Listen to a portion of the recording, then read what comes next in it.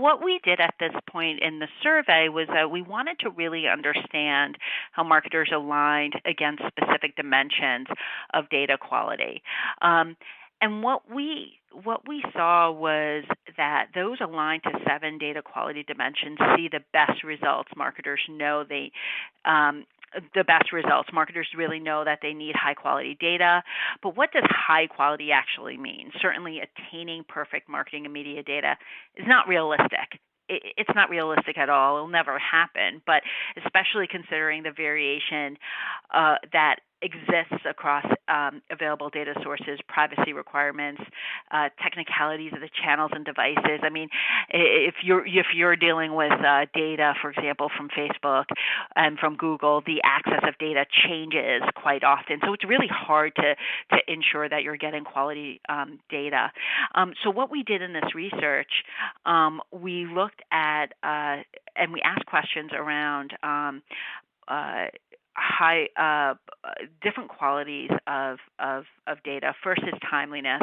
Timely data comes from sources that are up to date. Access to faster data enables relevant insights that meets business objectives. We asked about completeness. So complete data records, as we defined, are ones that are have all expected attributes provided.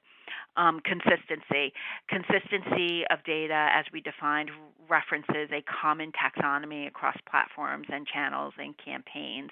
And having that consistent data for things like campaign codes and customer identifiers can really help marketers speed up the data collection process and really just help them do their jobs more efficiently. Relevance data directly relates to analysis being performed. Adding a slew of data into the system won't help solve the business problem if it's not relevant.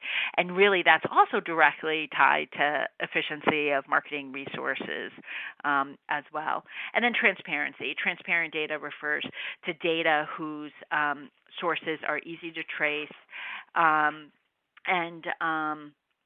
clear and concise. And then we also have it to round out, we also have accuracy, where all data is reflected to true actions, and representativeness, which is extremely important to ensure that all data used in an analysis is reflected upon the marketplace and even upon kind of your own set of customer data. And we asked about the confidence level, and the confidence level is actually well below 50%. So there is not many respondents who were completely confident in their firm's ability to ensure that they were meeting against the data quality dimensions. So, based on this insight, we then looked at data leaders versus data quality laggards.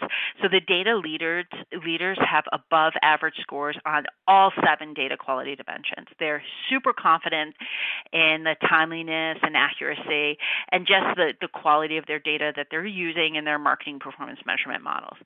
The quality laggards have below average scores on 7 data quality dimensions. Maybe they're not sure of how quickly they can retrieve data or how up to date their data is.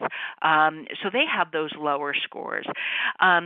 So what we kind of found out was that leaders were more likely than laggards to cite improved understanding of campaign performance, as an example, 38% versus 24%, and improved trust from both employees and customers as benefits already realized or expected. Improved employee trust comes in the form of greater reliability of the data used in the decisions, right? So 38% leaders had more trust versus 31%. And improved customer trust comes from the improved handling of personal customer data. So again, these insights become critically important when we're able to say, okay, well, these are the attributes of good quality leaders versus the attributes of data laggards. Now, more specifically, leaders are more likely to report an increase to several KPIs used to measure success of their marketing and media efforts. Especially wide differences were observed for potential customer lifetime value, brand value, and operational efficiency.